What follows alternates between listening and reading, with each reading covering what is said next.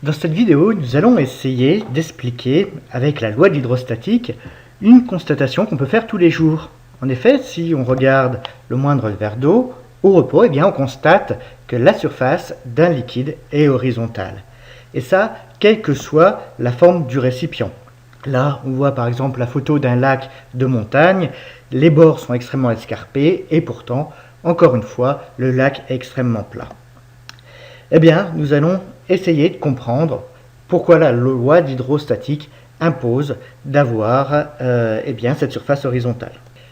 Alors là, juste un petit rappel, c'est quand on néglige la tension superficielle, la pression est identique de part et d'autre d'une interface qui sépare deux fluides.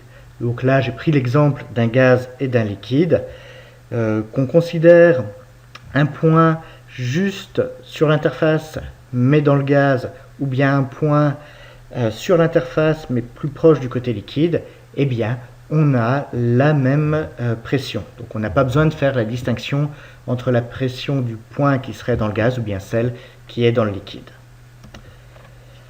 Alors, pour montrer pourquoi la surface d'un liquide au repos est plane, eh bien on va réfléchir à l'envers.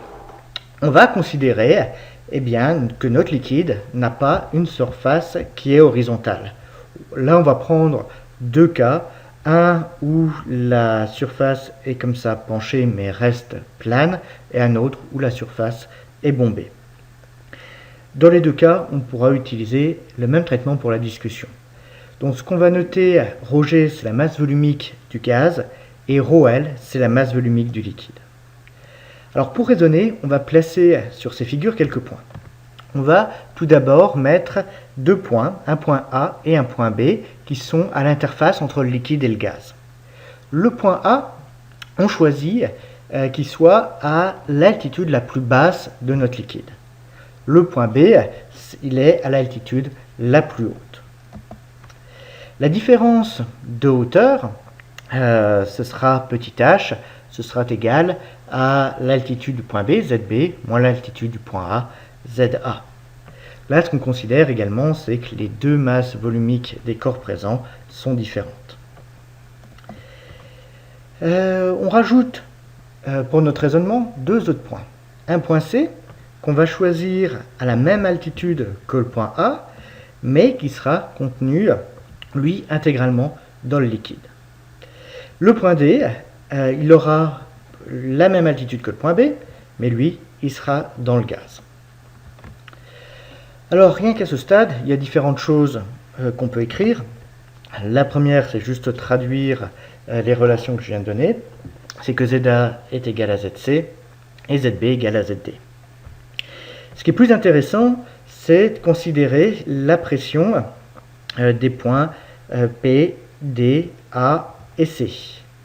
Et là, on va se souvenir d'une propriété, c'est que deux points qui sont à la même altitude et dans le même liquide, ça c'est une condition importante, eh bien ces deux points ont la même pression. Donc si on l'applique au cas qui nous intéresse, ça veut dire que la pression en A est égale à la pression en C. Les deux points sont tous les deux dans le liquide. Maintenant, dans le gaz, en étudiant le système, on peut écrire que la pression au point B est égale à la pression au point D. Donc là, c'est les relations qu'on a obtenues. Et pour pousser plus loin notre raisonnement, eh bien, on va exploiter la loi de l'hydrostatique. Alors, je vous rappelle que la loi de l'hydrostatique ne s'applique que dans un seul fluide. Donc, on va déjà l'appliquer entre deux points qui sont dans le gaz. Et ce qu'on peut écrire, c'est que la pression en A moins la pression en D, c'est égal à moins la masse volumique du gaz multiplié par la gravité fois ZA moins ZD. Donc cette différence de hauteur ZA moins ZD, ça équivaut à moins H. Alors, à partir de cette formule, on peut en déduire la pression en A, c'est la pression en D, plus la masse volumique du gaz fois G fois H. Alors on refait la même chose, mais maintenant entre les points C et D, qui sont tous les deux, C et B, qui sont tous les deux dans le liquide. On va avoir PC moins PB, qui est égal à moins la masse volumique du fluide qu'on considère, ici c'est ρL, fois la gravité, fois Zc moins Zp. À partir de là, on peut en tirer l'expression de la pression en C, c'est la pression en B, plus ρL fois G fois H. Donc voilà les 4 expressions de pression auxquelles on a pu aboutir. On va voir que ces 4 expressions se peuvent simplifier. En effet, si on utilise le fait que PA égale PC et qu'on l'injecte dans les 2 dernières équations qu'on a, ça nous permet déjà d'éliminer une inconnue. Donc on va passer à 3 équations pour 3 inconnues, PA, PD et PB. Donc là, on peut réexploiter encore l'autre égalité qu'on avait, c'est-à-dire que PB égale PD, et dans ce cas-là, eh bien, on arrive à un système simple de 2 équations à 2 inconnues, où PA égale PB plus ρG fois G fois H, et que PA égale PB aussi, fois ρL fois G fois H. Ce qu'on peut constater, c'est qu'on a des deux côtés PA, donc ces deux membres à droite sont égaux.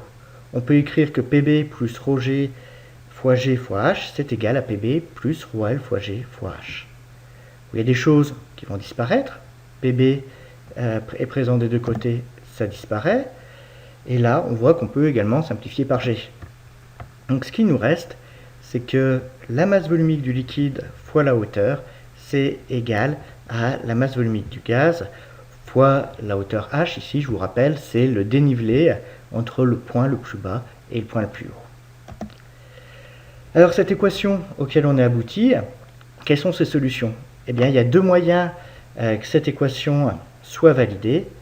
Le premier, c'est d'avoir la masse volumique du liquide qui est égale à celle du gaz. La deuxième, c'est d'avoir H qui est nul. Alors, la première possibilité de vérifier l'équation, eh bien, en fait, elle est contraire à l'hypothèse initiale. On avait considéré que le gaz et le liquide avaient des masses volumiques différentes. En réalité, par exemple, quand on considère de l'eau, sa masse volumique est de 1000 kg par mètre cube, alors que l'air a une masse volumique 1000 fois plus faible, de l'ordre d'1 kg par mètre cube. Donc pour vérifier l'équation donnée par la loi d'hydrostatique, la seule possibilité, c'est que H soit égal à 0. Donc la différence de hauteur entre le point le plus bas et le point le plus haut est nulle. Et ça veut dire que A et B sont horizontalement alignés. La surface de séparation entre le gaz et le liquide est parfaitement horizontale.